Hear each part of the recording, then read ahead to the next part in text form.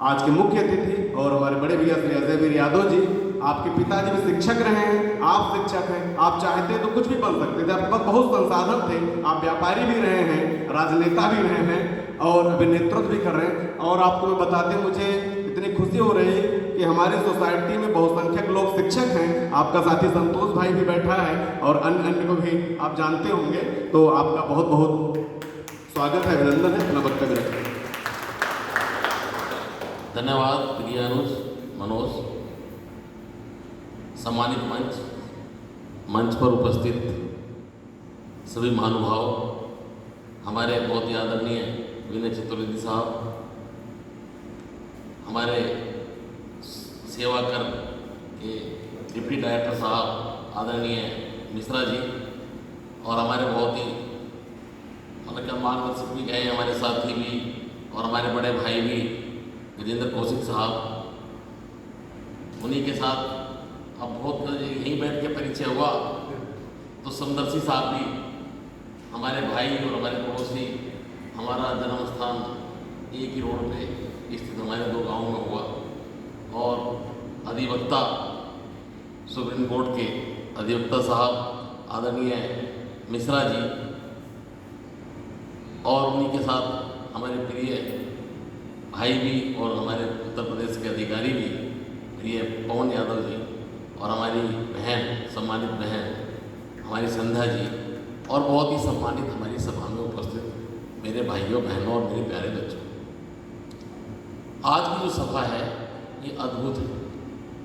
ये सभा साहित्यकारों की है, ये सभा अधिवक्ताओं की है, ये सभा कवियों की है, ये सभा शिक्षकों की है, ये सभा हमारे बुजुर्गों की है, ये सभा हमारे बच्चों की है और हमारी विदुषी बहनों की है, और सबके सब विद्वानों की सभा है। ऐसी सभाएं बहुत कम मिलती हैं, क्योंकि आज के बदलते युग में सब भाग रहे हैं भौतिकता की तरफ भाग रहे हैं। उस भौतिकता की तरफ भागते हुए ऐसे विद्वानों की सभा दिल्ली में और दिल्ली के आसपास में सर्वाधिक कम मिलती है। और इसकी अलग से एक अलग से तो संदेश आता है। कल मैं करोड़बाग की सनातन धर्म रामलीला कमेटी की सभा में था। भव्य रामलीला होता है। भव्य का मतलब बजट से होता है, भव्यता का मतलब बजट से होता है। हैवी बजट, सब करोड़पति बैठे थे, इतने पैसे इकट्ठे करना चाहो उतने कर लो। लेकिन सच बताऊं, उस सभा में किसी को सही शब्द बोलने भी नहीं आते थे। इसलिए मैं इस सभा की प्रशंसा करना चाहता हूँ। धन से न शिक्षा आती है, न संस्कार आते हैं, और न समाज में बहुत कुछ अच्छा संदेश आता है। इसीलिए हर चीज़ को इतनी अच्छी तरह से परोया हमारे मनोज भाई ने और आयोजकों ने। जब मनोज भाई की गृह प्रवेश में मैं आया था, मनोज का परिचय मैं इन्होंने नहीं दिया, मैं दे देता हूँ।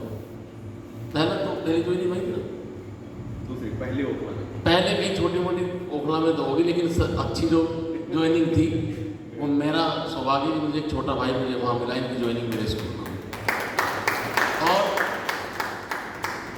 शिक्षक अधिवक्ता तो आप सब तो और भी विद्वान हैं, विधि के विशेषज्ञ हैं, लेकिन शिक्षक मनोवैज्ञानिक भी होता है, साइकोलॉजिस्ट होता है। प्रेयर में देख लेते हैं कौन सा बच्चा भागने के चक्कर में किसने काम किया, किसने नहीं किया, चेहरा देख के होता रहता है। तो इसी प्रकार हमने भी अपने उसी गुण का फायदा उठाया, और पहली नज़र में मुझे मनोज बहुत भागा, और मुझे सारे के सारे कहते ना, face is the index of our personality.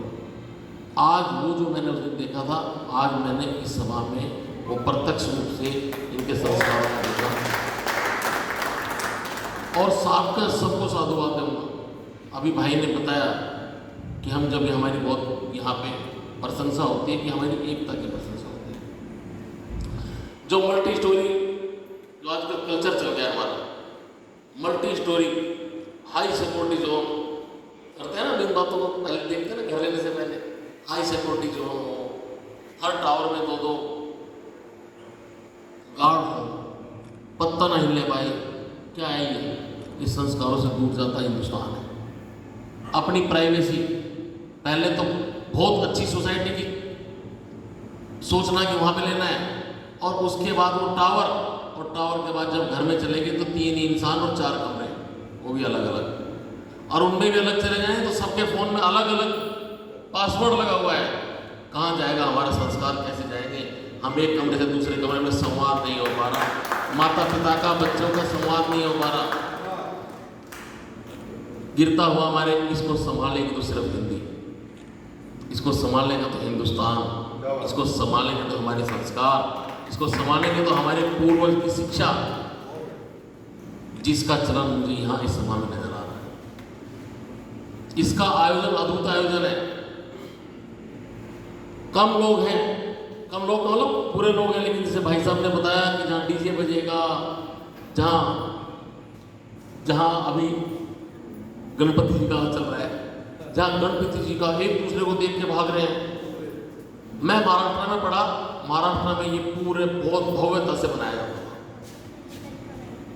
Ganesh Chaturthi का कार्यक्रम बहुत भव्यता से अब भी मनाया जाता है, लेकिन उसको हम देखते देखते देखते यहाँ तक ले आए। हमें पता हो या ना पता हो, लेकिन एक एंटरटेनमेंट का साधन ढूंढ लिया, अपनी पूजा में भी एंटरटेनमेंट का साधन ढूंढ लिया। उसमें ना बच्चों में संस्कार जा रहे हैं। एक डर जरूर है, अगर जब पाप करते हैं तो भगवान को साझा कर लेते हैं, भगवान को पधारेंगे, फिर भगवान का विसर्जन करेंगे। हे भगवान पूरे साल मेरी रक्षा करते रहना, जो भी मैं अच्छा बुरा काम करूँ मेरी रक्षा कर लेना। अगर सच्चा इंसान तो भगवान से कहाँ डरता, भगवान डराता भी नहीं। तो मेरा कहने का मतलब ये है कि आज के दिन, आज के बदलते हुए युग में ऐसे आयोजन बहुत जरूरी हैं। मैं इसको हिंदी दिवस नहीं, आपके इस आयोजन को मैं हिंदी का पर्व के नाम पर मानता हूँ। आपने आज हिंदी का पर्व, कैसी भाषा लेने, भाई साहब ने बताया, मुझे ज़्यादा नॉलेज नहीं है क्योंकि मैं ना तो साहित्यकार हूँ, भाषा का मैं तो खेल का अध्यापक, उठापटक जानता हूँ, वो मैं करता रहता हूँ। लेकिन अपने विषय का पूरा फायदा अपने पीछे समाज को दे रहा हूँ। मेरे से मंत्री कबड्डी खेल लो, मेरे से मंत्री कुश्ती लड़ लो, मेरे से मंत्री खो खो खेल लो, मैं सब सरकार के साथ खेलता हूँ, लेकिन अपने समाज के लिए रक्षक बन के आगे खड़ा रहता हूँ। यही मेरा विषय है, इसी विषय पर काम करता हूँ। तो साथियों, पुस्तक हमारे परचून भाई की पुस्तक, और उसमें सुंदर सिंह जी का भी पूरा उसमें चित्रण जो भी इन्होंने सजाया उसको, इसमें आपने बहुत अच्छे अच्छे वो लिखे।